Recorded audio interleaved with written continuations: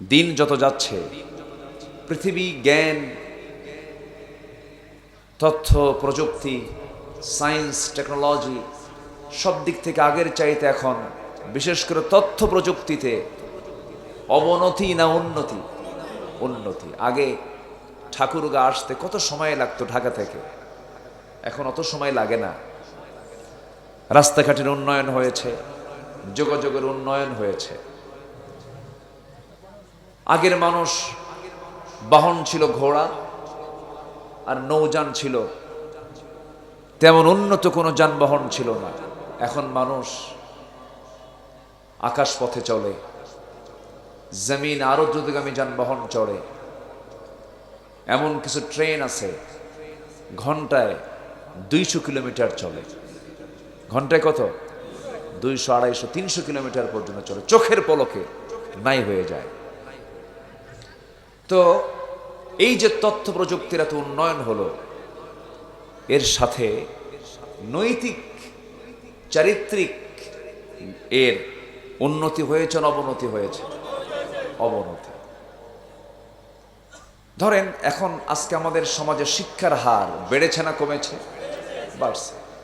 কিন্তু বাপমাকে দেখা যায় ফরজ, বাপমার হক আদায় করা বেড়েছে না কমেছে? তাহলে এটা কেমন হলো?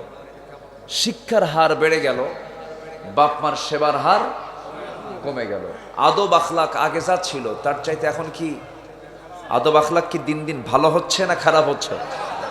তাহলে অবশ্যই আমাদের শিক্ষা অর্জন হচ্ছে, কিন্তু নৈতিক শিক্ষা থেকে জাতিকে বঞ্চিত রাখা হচ্ছে পরিকল্পিতভাবে। আমার কথা কি বোঝা যায়? শিক্ষা ডিপার্টমেন্ট আছে না নাই? আছে। তাহলে কেমন করে সেখানে এই কি কয় শরীফ শরীফা কি এগুলো কেমনে আসে? ট্রান্সজেন্ডার জানেন তো সবাই আপনারা। তাহলে একটা সিলেবাসের মধ্যে এগুলো ঢুকবে কেন? এটা কি হঠাৎ ঢোকা না পরিকল্পনা? হঠাৎ এমনি ঢোকে, ফেরেশতা ঢুকায় দেয়? এগুলো পরিকল্পনা। একটা জাতিকে ধ্বংস করার জন্য, একটা জাতিকে ধ্বংসের দ্বার প্রান্তে পৌঁছে দেওয়ার জন্য সবচাইতে বড় অস্ত্র হলো জাতিকে সুশিক্ষা থেকে দূরে রাখতে হবে। ফেরাউনের এটা নীতি ছিল।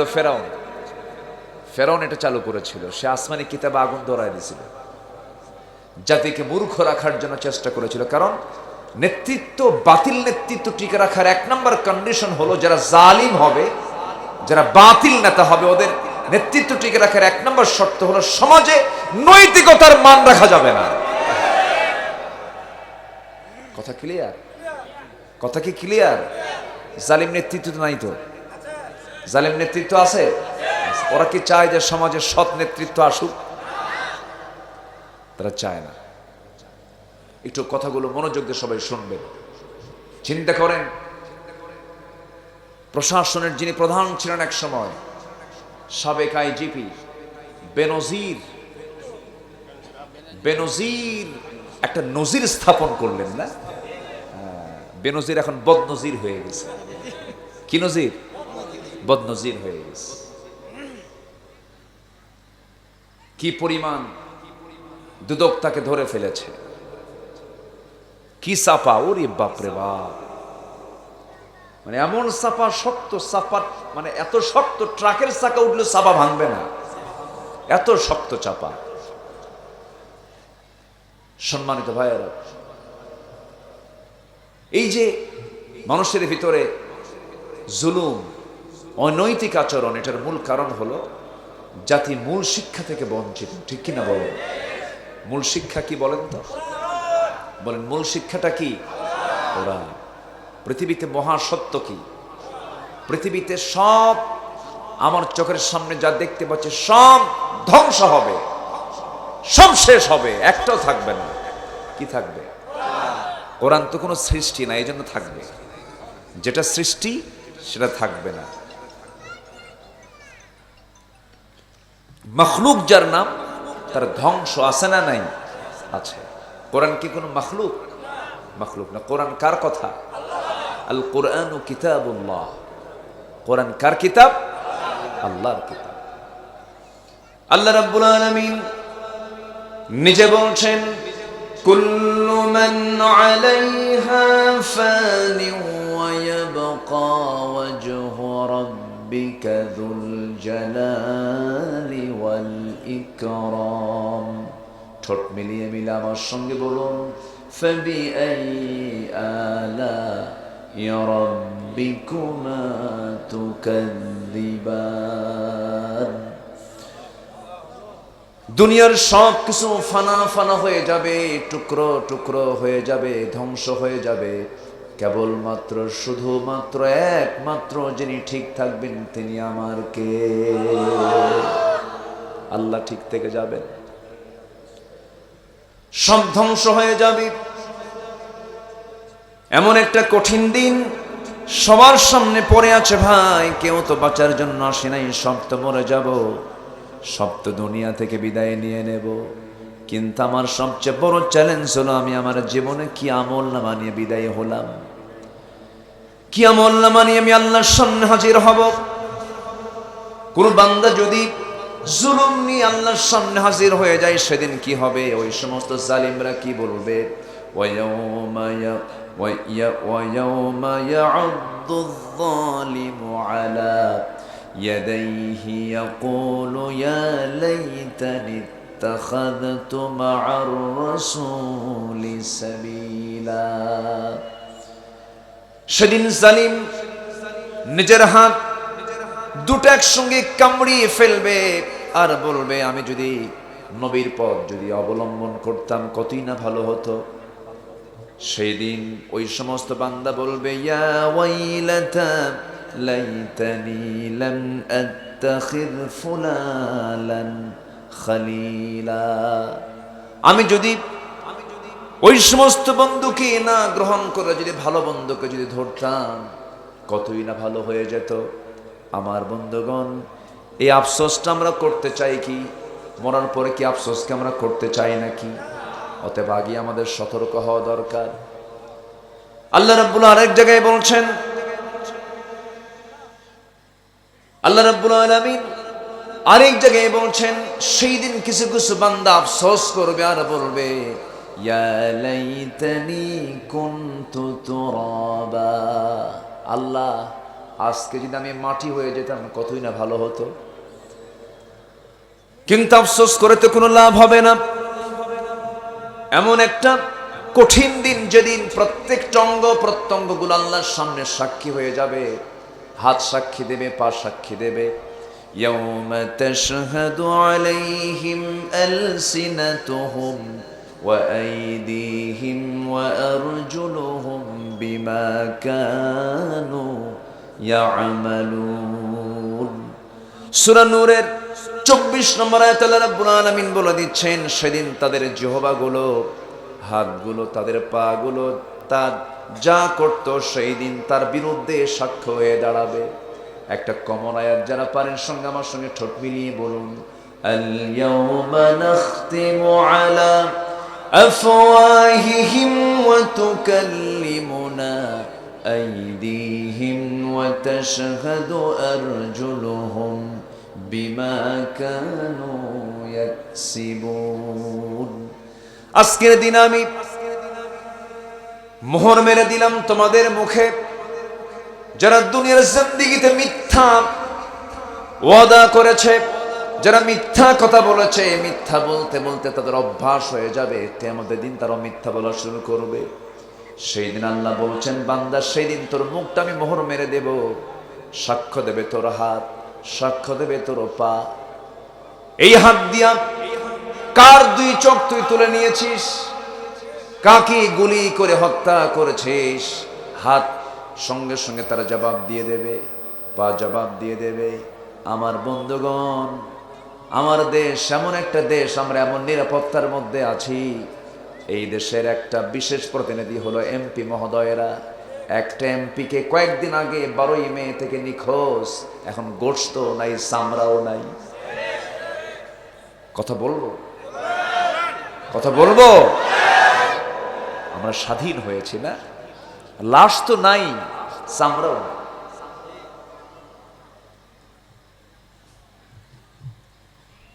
আল্লাহ রাব্বুল আলামিন বলেন, তুমি কি ক্ষুধামুক্ত থাকতে চাও নাকি? তুমি কি নিরাপত্তা চাও নাকি? নিরাপত্তা যদি পেতে চাও, ক্ষুধামুক্ত যদি থাকতে চাও, একটা কাজ শুধু করবে, যেটা দিয়ে আমরা নামাজ পড়ি সব সময়। আমার সঙ্গে ঠোঁট মিলিয়ে মিলা আওয়াজ দিয়ে দিয়ে সবাই আমার সঙ্গে বলুন, লিইলাফি কুরাইশ ইলাফিহিম রিহলাতাশ শিতাই ওয়াস সাইফ ফালইয়াবুদু রাব্ব হাযাল বাইত الذي أطعمهم من جوع وآمنهم من خوف। বান্দা, তুমি কি ক্ষুধা মুক্ত থাকতে চাও, ত্রাস মুক্ত থাকতে চাও, টেনশন মুক্ত থাকতে চাও, নাকি দরজা খুলে ঘুমাতে চাও, নাকি তোমার জিনিস চুরি হবে না, তোমার জানে কোনো হামলা হবে না, তোমাকে কেউ গুলি করবে না, তোমাকে কেউ মারবে না, তোমার মালের নিরাপত্তা থাকবে, জানের নিরাপত্তা থাকবে। শুধুমাত্র একটা কাজ তোমাকে করতে হবে, অন্ন, বস্ত্র, শিক্ষা, বাসস্থান, চিকিৎসা, এই মৌলিক অধিকার তোমার সুরক্ষিত হবে, প্রতিষ্ঠিত হবে। শুধু একটা কাজ করবা, কারো গোলামি করা যাবে না। ফালইয়াবুদু রাব্ব হাযাল বাইত, অবশ্যই তার ইবাদত করতে হবে এই ঘরের। ইন্না আউওয়ালা বাইতিন উদিআ লিন-নাসি লাল্লাযী বিবাক্কাহ, প্রথম ঘরটা হলো আল্লাহর ঘর কাবা। এই কাবার যিনি মালিক, সেই মহান রবের তুমি গোলামি করো, দাসত্ব করো। দরজা খুলে ঘুমাবে, তোমার দোকানের শাটার বন্ধ করা লাগবে না, তালা মারা লাগবে না। দরজা খুলে ঘুমাবে, তোমার সম্পদের দিকে কেউ তাকাবে না, তোমার জানকে শেষ করার জন্য কেউ চেষ্টা চালাবে না। শর্ত হলো, এই পৃথিবীতে বান্দা গোলামি করবে একমাত্র কার? হুকুম মেনে চলবে কার? বিধান মেনে চলবে কার? সংসদ চলবে কার নিয়মে? বিচারালয় চলবে কার নিয়মে? আদালত চলবে কার নিয়মে? সব জায়গায় যদি আল্লাহর আইন যদি চালু হয়ে যায়, আল্লাহর কসম, আল্লাহ নিজে ওয়াদা করছেন, লাফাতাহনা আলাইহিম বারাকাতিম মিনাস সামাই ওয়াল আরদ। আল্লাহ বলছেন, আমি আসমান এবং জমিনের সমস্ত রহমতের দরজা আমি খুলে দেব। জোরে বলি সুবহানাল্লাহ। কার ওয়াদা? আল্লাহর ওয়াদা। একজন এমপি কি পাওয়ারফুল, যাদের কণ্ঠভোটে আইন পাস হয়। শোনেন নাই আপনারা? শোনেন নাই? নাই, নিখোঁজ, জানাজাও নাই, লাশই নাই, জানাজা কি হবে? আপনারা গুম করবেন, গুম হয়নি দেশে? গুম হয়নি? মেরে ফেলার পর চোখ তুলে নেওয়া হয়েছে। ক্লাস 9-10 একটা ছেলে, ওই একই এলাকায়, সোয়ান, সবাই তো দেখি তথ্য জানেন, হ্যাঁ, তুলে নেওয়া হলো। সেই ছেলের মা বলল, মেরে ফেললে ফেললে, চোখটাও তুলে নিলা, নখও তুলে নিয়েছে। 2016, আজকে 2024, মাত্র 8 বছর। পাপ বাপকেও ছাড়ে না, ঠিক কিনা? পাপ বাপকেও ছাড়ে না। হারামের কোন আরাম, যে দামে কেনা সেই দামেই বেচা। একটা কথা আছে গ্রামে, হারাম কামাই করবেন, লাভ হবে না, শান্তি পাবেন না, বউ আপনারা থাপড়াবে। বইয়ের থাপ্পুর খায় না অনেকে? এই বইয়ের থাপ্পুর খাওয়া কিছু লোক আছে না? থাপড়ায়, বউ থাপড়ায়, থাপড়াবে ভিতর। তুমি সম্পদ নিজের নামে করতে পারো না, বইয়ের নামে করো, ভয় পাও। তো বইয়ের নামে সম্পদ দেওয়া মানে কি? ওরা তো হিরো বানায় দিছ, থাপ্পড় তো খাবাই, শীত করে মারবে তোমার। নামে বেনামে বেনজির নজির স্থাপন করেছে।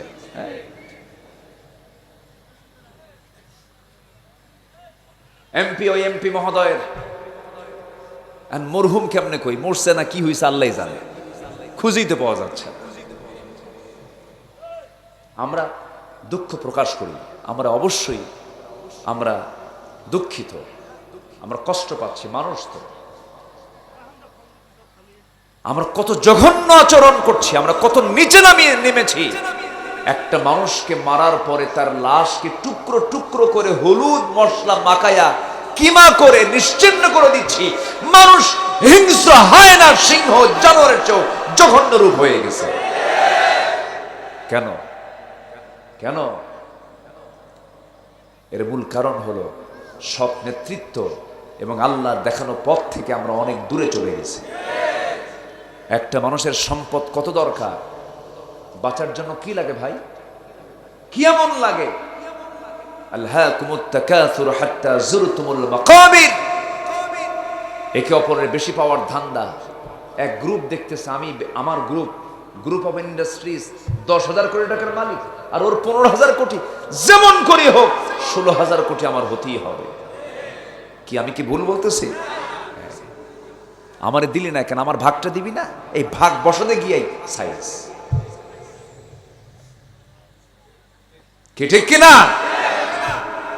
হাত্তা যুরতুমুল মাকাবির।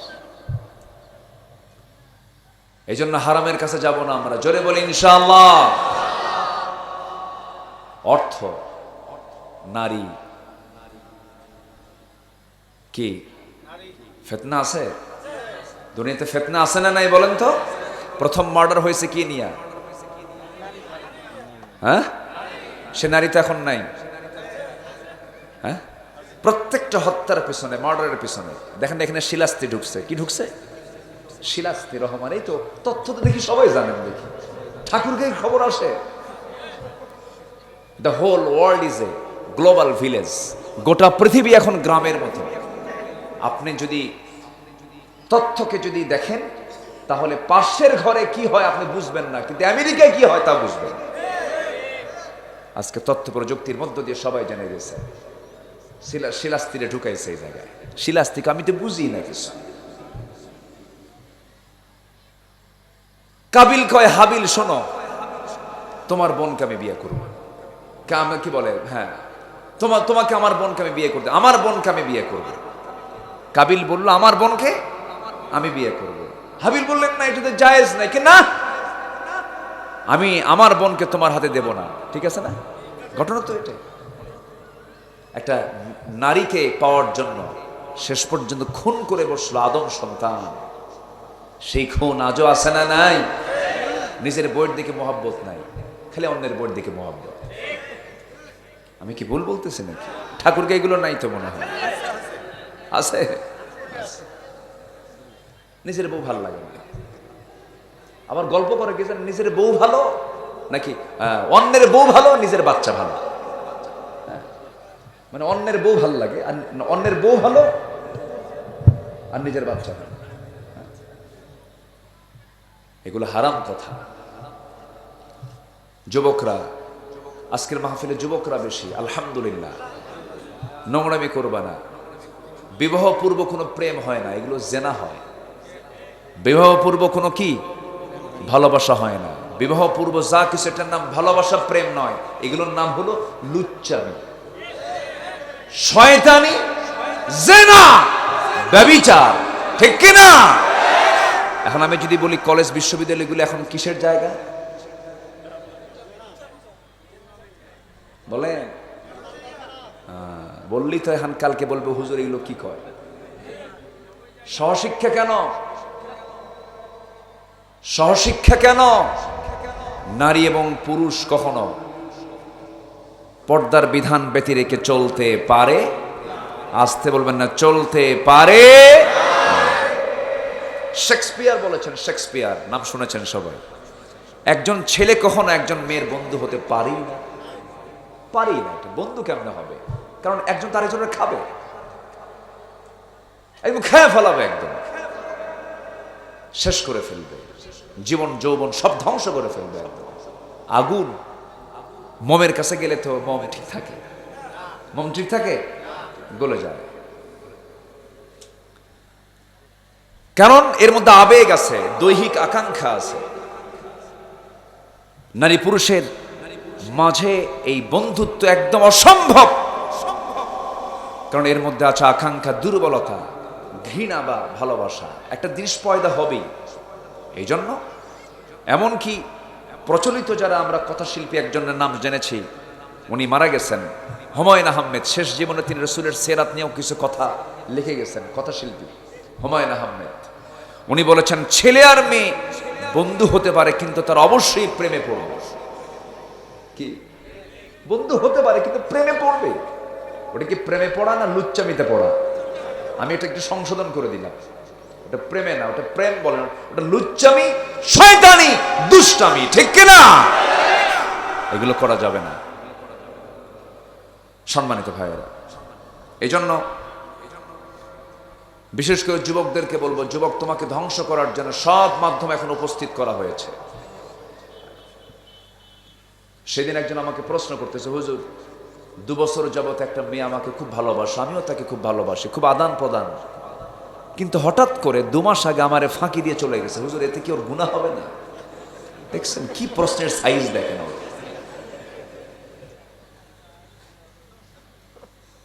এগুলো করা যাবে? আবার প্রশ্ন করে, হুজুর আমার তো বান্ধবী একজন আছে, শেষ রাতে জায়গা পাই না, বান্ধবী যদি একটু ফোন করে জেগে দেয় এতে কি কোনো গুনাহ হবে? মানে জাগানোর লোক আর খুঁজে পায় নাই। ওয়ালা মুত্তাখিদি আখদান ওয়ালা মুত্তাখিদাতি আখদান, সকল গোপন গোপন সম্পর্ক সম্পূর্ণ হালাল না হারাম? এখন গোপন সম্পর্কের একটা বড় মাধ্যম হলো কি বলেন? মোবাইল। ওরে বাপরে বাপ, কি যে টান! বউ না হলেও চলে, মোবাইল থাকা চাই। বউ যদি নাও থাকে সমস্যা নেই, মোবাইল থাকতে হবে। এক ছেলের মোবাইল হেরে গেছে, ইয়াং ছেলে, আমার কে হুজুর আমি তো বিধবা হয়ে গেলাম। কি বুঝতেছেন কোথায় আছে? নোংরামি দেখে। আজকে গতকাল কি তো 11টায় আমাকে একটা ছেলে, গতকালকে 11টায় জাস্ট, আমি তখন কোথায়, যাক আমাকে প্রশ্ন করলো, ফোনে আসছে, হুজুর আমার বয়স 15, হুজুর আমি বড় অপরাধ করে ফেলেছি, একটা হাদিস জানার পর আমার আর ঘুম নাই, কেন কি করছো? হুজুর আমি হস্তমৈথুন করেছি। আর নিকাহু বিল ইয়াদ, আর নিকাহু বিল ইয়াদ অর্থাৎ হস্তমৈথুন করি আমি, মাস্টারবেশন করি আমি। হুজুর আমি বিশাল বড় গুনাহ কাজ করেছি, আমি এখান থেকে বাঁচবো কেমনে? আমি বললাম তুমি কি মোবাইল ইউজ করো? হুজুর করি। ওটা আগে বাদ দাও, আগে ওটা বাদ দাও। শয়তানি দুষ্টুমি করার সবচেয়ে বড় অস্ত্র এখন এই ডিভাইস, এই মোবাইলগুলো, ঠিক কিনা? এটাকে বাদ দাও, ছেড়ে দাও আগে ওটা। তুমি কি পর্নোগ্রাফিতে আসক্ত? হুজুর এটাই তো শেষ করে দিয়েছে আমারে। যুবকরা, আমার কথা কি বোঝা যায়? এই কথাগুলো কি একটু ক্লিয়ার হওয়া দরকার না? এটা বলার দরকার আছে না নাই? এগুলো লজ্জার কোনো কথা নয়, বাস্তব কথা। শিখতে হবে, এগুলো বাদ দিতে হবে। তোমার জীবন ধ্বংস হয়ে যাচ্ছে, তোমাকে শেষ করে দিচ্ছে পশ্চিমারা। যুব সমাজের এই অবক্ষয়, এগুলো সৃষ্টি করছে হলো পশ্চিমারা। তারা নিজেরাও শেষ, মুসলিম এই জাতিকে শেষ করার একটা অস্ত্র তারা হাতে নিয়েছে। সতর্ক থাকতে হবে, সতর্ক সজাগ থাকতে হবে। গুনার কাজ করা যাবে না। যদি কেউ এরকম হস্তমৈথুন করে, মাস্টারবেশন করে, কিয়ামতের দিন আল্লাহ তাআলা তার অঙ্গগুলোকে ফুলায় দিবেন, সকল মানুষের সামনে তাকে হাজির করবেন, চরম শাস্তি দেওয়া হবে তার। না, তুমি নিজেকে কন্ট্রোল করতে পারছো না, তুমি ওযু করো, নামাজে দাঁড়াও, চাইবা কার কাছে? আসতে বলেন, চাইবা কার কাছে? আল্লাহর কাছে। 1 নাম্বার, কোন খারাপ কিছু দেখবা না, চোখটাকে আগে আড়াল করে ফেলবে, হারাম কাজ থেকে চোখটাকে আড়াল করে ফেলবে, কানটাকে আড়াল করে ফেলবে, খারাপ কিছু দেখবা না, খারাপ কিছু শুনবা না। নাম্বার 2 হলো নিজেকে সব সময় কোনো না কোনো কাজে ব্যস্ত রাখবে, কারণ রাসূল কাসলান দুক্কানুশ শাইতান, an idle brain is devil's workshop। অলস মস্তিষ্ক হলো শয়তানের কারখানা। অলস জীবন যাপন করবে না, যুবকরা কোনো না কোনো কাজে ব্যস্ত থাকবে। নাম্বার 3 হলো একা একা রুমে না থাকবা। যখন কোনো বান্দা একা থাকে সেই জায়গায় বন্ধু হয় কে? খালি লাড়া মারে, ঘুতায়, এটা কর ওটা কর। একা একা থাকবা না। নাম্বার 3 হলো কোনো খারাপ চিন্তা মনে আনা যাবে না। এরপরে সবসময় ওযুর উপরে থাকবে। সাইয়েদনা বেলাল দুনিয়াতে আছেন, আমার রাসূল জান্নাত দেখলেন, জান্নাতের মধ্যে বেলালের কণ্ঠ শুনতে পেলেন। রাসূল বলছেন, বেলাল রে, আমি তোমাকে দুনিয়াতে রেখে গেলাম, মেরাজ করতে গিয়ে জান্নাত যখন দেখলাম, জান্নাতের মধ্যে আমি তোমার কণ্ঠ শুনতে পেলাম, তুমি কেমন করে জান্নাতে গেলে? কি এমন আমল করেছো বেলাল বলো তো? সাইয়েদনা বেলাল কাঁদতে কাঁদতে বলছেন, ইয়া রাসূলুল্লাহ, আমার ব্যক্তিগত আমল হলো আমি আমার গোটা জীবনে কখনো ওযু ছাড়া থাকি না, আর ওযু যখন করি সঙ্গে সঙ্গে 2 রাকাত নামাজ আদায় করে নেই।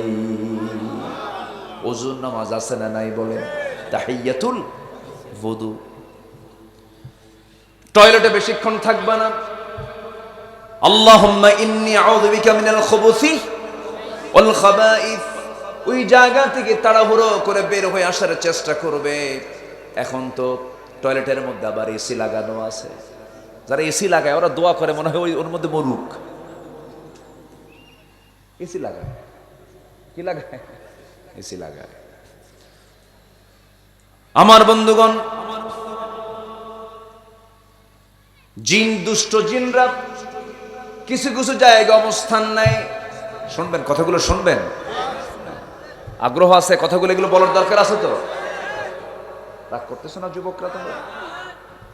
শোনো, এগুলো কথাগুলো শোনা দরকার। আমি আয়াতের দিকে আস্তে আস্তে আসতেছি, মিলাই নিচ্ছি। এরপরে যখন তুমি তোমার নিজেকে কন্ট্রোল করতে পারতেছো না, সেই সময় তুমি শেষ রাত্রে উঠবে, চোখের পানি ফেলে ফেলে কাঁদবে, সেজদার মধ্যে বলবে। শেষ রাত্রে তুমি পানি খাবে, 2-3টে খেজুর খেয়ে সারাটা দিন রোজার নিয়ত রাখবা, রোজা রাখবা। এই যে রোজা রাখলে সন্ধ্যা পর্যন্ত রোজা রাখবে, আল্লাহ রাব্বুল আলামিন তোমার দিলটা ইসলামমুখী বানায়া দিবে।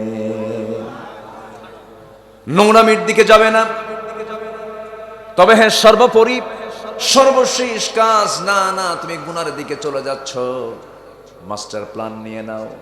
রিজিকের দায়িত্ব কিন্তু কোনো বান্দার নয়, বরঞ্চ এই বাংলাদেশেও যারা বড় বড় ধনীর তালিকায় যাদের নাম উঠেছে, তারা কিন্তু যত সম্পদের মালিক হয়েছেন তারা বিয়ের আগে না বিয়ের পরে? বিয়ের পরে। বিয়েটা হলো সম্পদ রক্ষার মাধ্যম। বিয়ে করবেন না, সব হেরে যাবে, শিলাস্ত্রী নিয়ে আসবে। কি নিয়ে আসবে? শিলাস্ত্রী রহমানকে নিয়ে আসবে। এটা করবে, ওটা করবে, আকাম করবে, আকাম করবে। বিয়েটা করে ফেলে দাও, নোংরামিতে নিজের জীবনটা জড়ায়ও না, ধ্বংস হয়ে যাবে।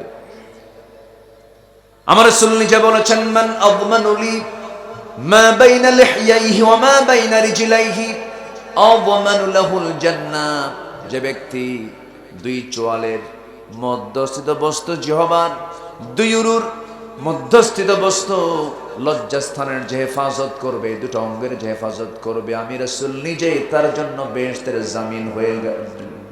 জামিন হয়ে যাব। বিশাল ব্যাপার।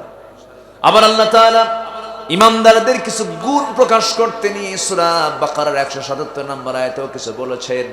আবার ওইদিকে সূরা মুমিনুন বলছেন, মুমিন চেনার জন্য সূরা মুমিনুন পড়বো আমরা মুমিন কিনা চেক করার জন্য কোন সূরা পড়া দরকার?